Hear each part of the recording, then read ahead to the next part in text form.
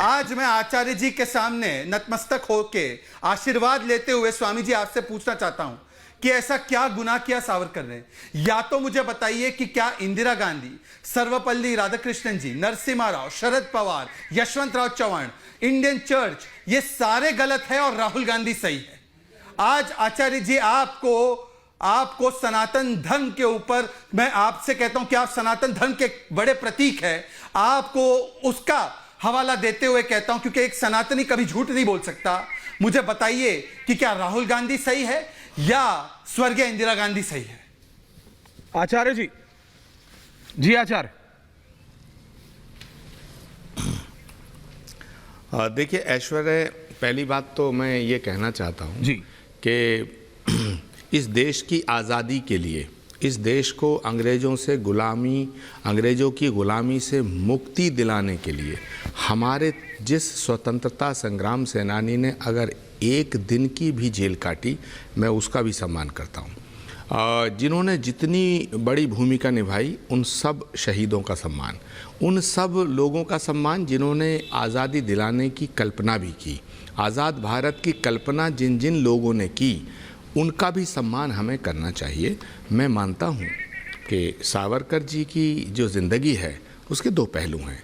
पहला पहलू है कि वो भारत की स्वतंत्रता संग्राम सेनानियों का जो आंदोलन था उसके सपोर्टर थे, उसके समर्थक थे, और उसमें उन्होंने बहुत महत्वपूर्ण भूमिका निभाई, जिसके कारण अंग्रेज़ों ने उनको बहुत सख्त सज़ा दी, उनको यातनाएं दी गईं, उनको काला पानी भेजा गया।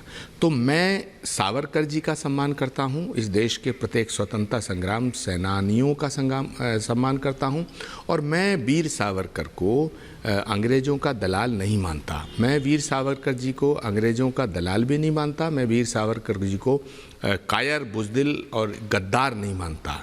लेकिन जिस ईमानदारी से, जिस साफ गोई से मैं भारत के स्वतंत्रता संग्राम सेनानियों का सम्मान करते हुए उसी श्रेणी में वीर सावरकर जी को रख रहा हूँ, क्या इसी ईमानदारी से दूसरे और तमाम स्वतंत्रता संग्राम सेनानियों की समीक्षा भाजपा करती है? क्योंकि पंडित नेहरू का जो योगदान है, पंडित नेहरू की जो भूमिका है स्वतंत्रता संग्राम के आंदोलन में, पंडित नेहरू ने 10 साल से ज़्यादा जेल में बिताए। उसको तो आप कहते हैं कि पंडित नेहरू तो अंग्रेजों से मिले हुए थे। कमला नेहरू जी जेल में कितने साल रही, उनकी पत्नी, उनको भी कहते हैं कि उनकी सेटिंग थी अंग्रेजों से। आचार्य, जहां तक सवाल आचार्य आपको प्रधान, मैं आपको रोकता नहीं हूं, मैं आपको रोक नहीं रहा हूं, सिर्फ एक छोटा सा इंटरजेक्शन। प्रधानमंत्री नरेंद्र मोदी ने लाल किले की प्राचीर 15 अगस्त को जवाहरलाल नेहरू जी के लिए, देश के पूर्व प्रधानमंत्री के लिए क्या कहा, वो मुझे रिपीट करने की जरूरत तो नहीं, आपको भी पता है, मुझे भी। आप कैसी समीक्षा की बात कर रहे हैं आचार्य?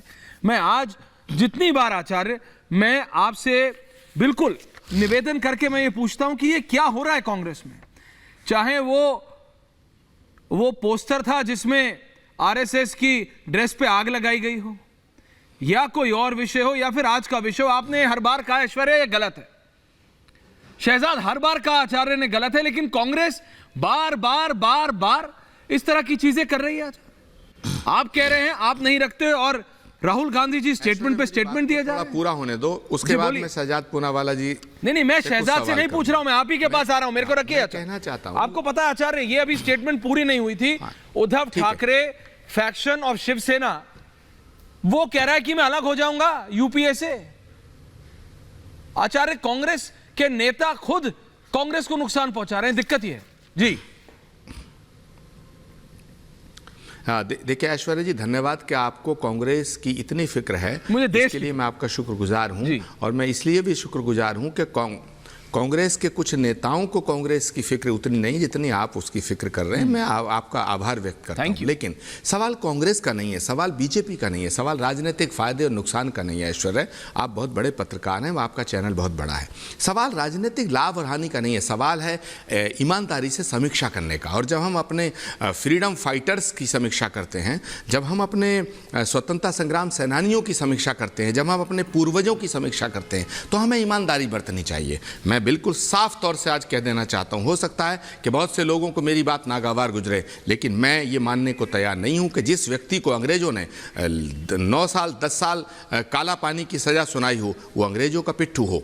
वो कायर बुज़दिल हो सकता है कि वीर सावरकर ने जो चिट्ठी लिखी वो उनकी स्ट्रेटेजी का हिस्सा हो। मैं एक बात साफ कर देना चाहता हूं, चाहे वो भगत सिंह हो, चाहे वो अशफाक उल्लाह खां हो, चाहे वो सुभाष चंद्र बोस रहे हों, चाहे वो चंद्रशेखर आज़ाद रहे हों, चाहे पंडित नेहरू हो, चाहे महात्मा गांधी हो, चाहे लाला लाजपत राय हो, हजारों स्वतंत्रता के दीवानों ने इस देश के लिए अपनी जवानियों को, अपनी जिंदगानियों को कुर्बान किया।